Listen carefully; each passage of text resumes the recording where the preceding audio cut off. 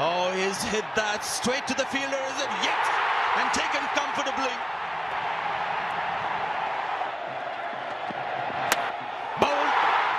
Bullseye from Md.shami.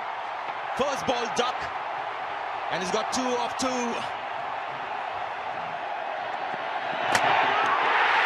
And that's a hat-trick, and it's a World Cup hat-trick, the second Indian bowler to do it. And here's Md.shami today at the Hampshire Bowl.